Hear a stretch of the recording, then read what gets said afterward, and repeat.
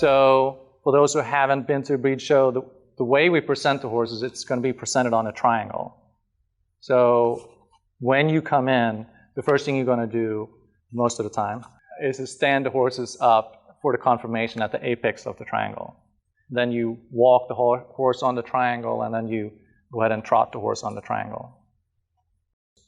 So I try to sort of time it so the judge is ready. You know, they're handing off their score sheet from the last horse to the scribe, and then they're looking up. I'll say, okay, so I come up, stand my horse up, and so when we stand the horses up, we want the horses to stand in what we call an open stand. We want the judge to be able to see all four legs of the horse. And you can think of it as if you're the judge and you're seeing the horse from the profile, the two legs that are closest to you are going to be furthest apart. So I try to get the horse to stand in open stand in front of the judge. Once I have the horse standing, I try to take a step away. So I create a little bit of a distance between myself and the horse, because I want to show the neck. I want the horse to kind of flex the top muscles a little bit. I want to make sure that I'm not hugging the horse's head. You know, maybe I have a horse that's got a beautiful head. I want to try to show that off. You know, same thing, I try to keep the horse straight. So once I get the horse in the open stand, the judges will judge from the profile, and then they usually start walking around the horse. And depending on the judge, they will start with the front legs, or maybe they'll start with the hind legs. And if they start with the front legs, I always move to the side. So the horse's legs is visible for the judge. And I try to stand them up so they're squared up at front, and try to show the horse's front legs as straight as I can. You know, some of them have conformational faults where they're toed in. But you're saying they want an open stance profile, and when you see the judge coming towards you, you square up the two front legs. Yeah. And then as the judge steps to the other side, look at the opposite side of the horse from the profile, I take another step forward, and then I have the horse in open stand for the other side. Well, you're trying to show the best possible horse you have. That's your job. And if it's your own horse, you might know the conformational weaknesses that your horse have. So you do your best to try to disguise it.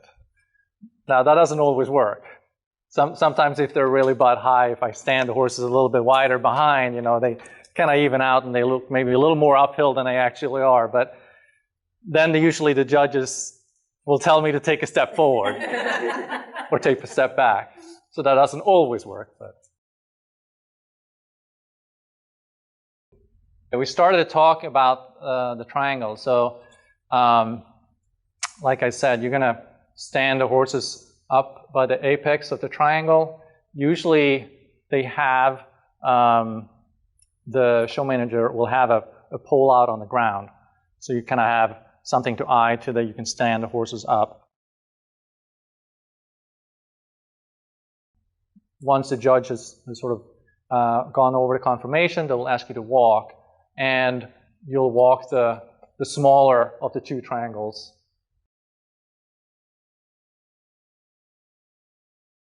And then once you're done with the walk, you come back up again to the apex of the triangle. I do not stand my horse back up again. I will just come to the apex. Usually the judge will tell me right away when I'm up there that please go ahead and trot.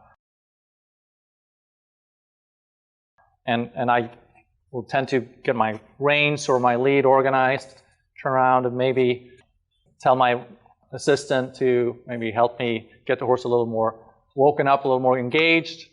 Then I'll trot the larger triangle in front of the judge.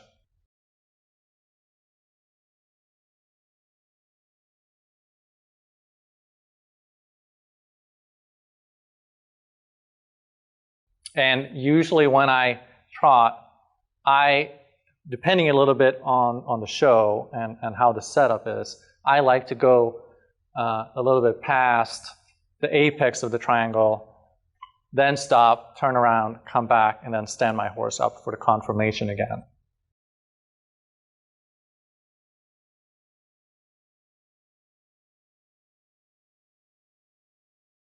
part, I just want to mention a little bit on the triangle. You know, it is in shape of the triangle for a reason. It is so the judges can judge the horse going away, judge the correctness of the gaits, and then when you come back, the same thing, judge the correctness of gaits from the front or on the front legs. So there's a reason why the shape is what it is. Now, with that said, some of the horses will shy at the flower boxes and all the pretty little things that are out there to shape the triangle. And I try to stay as much as on the triangle as I can. However, you don't have to stay 2 inches away from the flower pot. You can give yourself enough space. It might mean that you have to run a longer distance, but it will give you a little bit of a buffer because the horse is going to be on the inside. It's something to think about.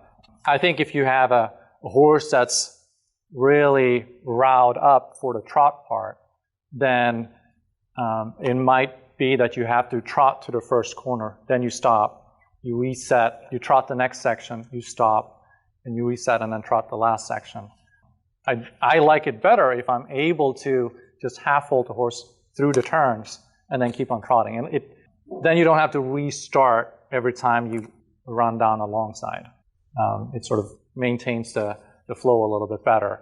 I think with a walk, I want to be able to show a free walk. A horse that I like to think of it as, I love the horse to walk through their top line and use their neck and use their hindquarters. So it's not just about the overstride, it's about how they use themselves when they're walking.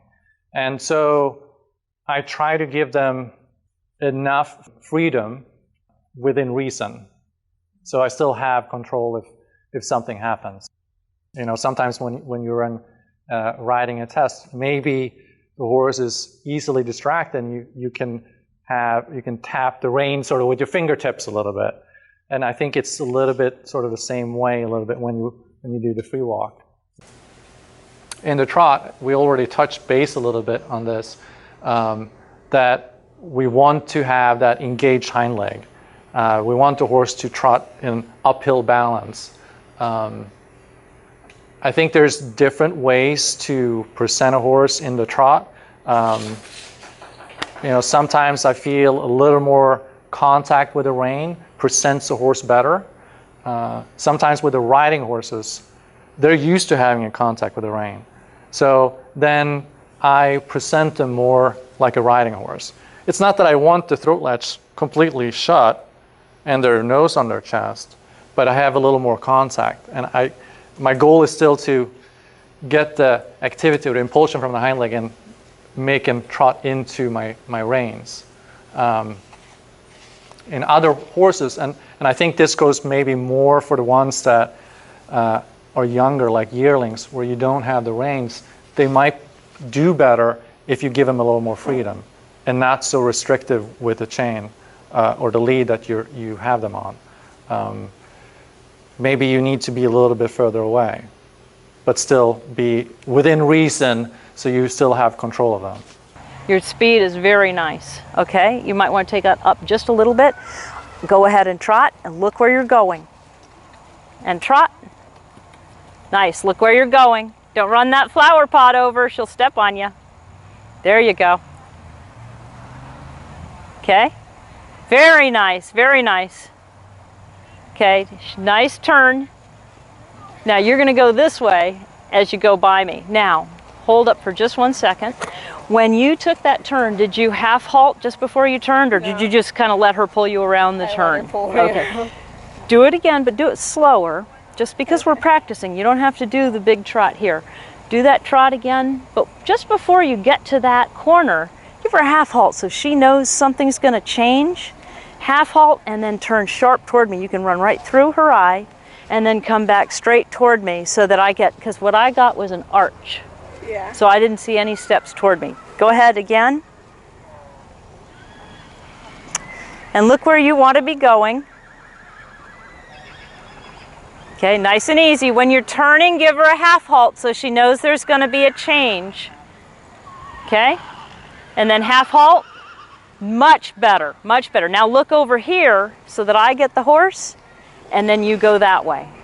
Go past me. Keep going past me. Okay. Keep trotting past. There you go. Now you're still trotting, and you're going to turn right, and come on back for the stand-up. Okay? All right. And then stand up right there. And you'll want to bring her a little bit forward so that she opens up again, because she's doing her perfect dressage horse. And then push her back, and that's perfect. You can leave it at that and then get in front of her so I can see her pretty head. And then get her attention with your whip. Perfect.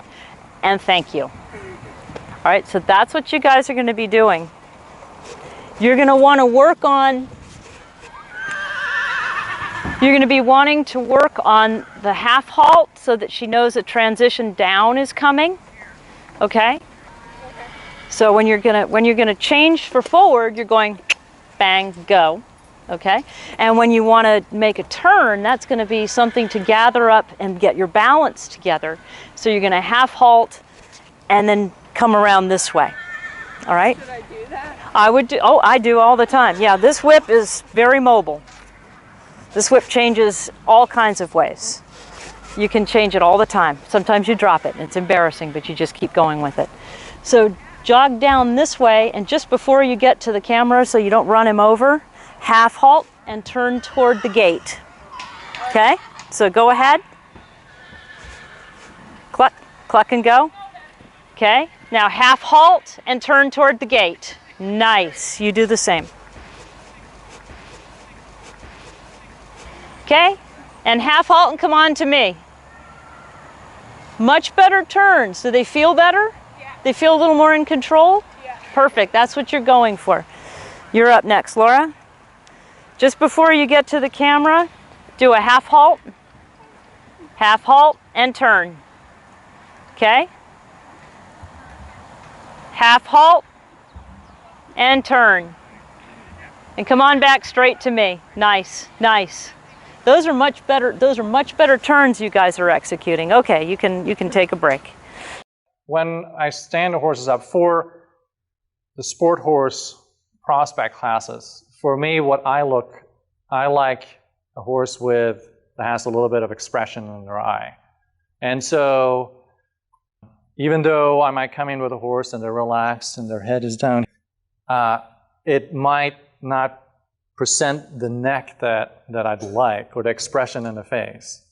And so I want them to be a little bit alert, and I want the neck to come up through the withers, or rather than having the neck position lower. So even if the neck position is lower set, I might try to present the horse with a higher neck, make it look more uphill than it actually is.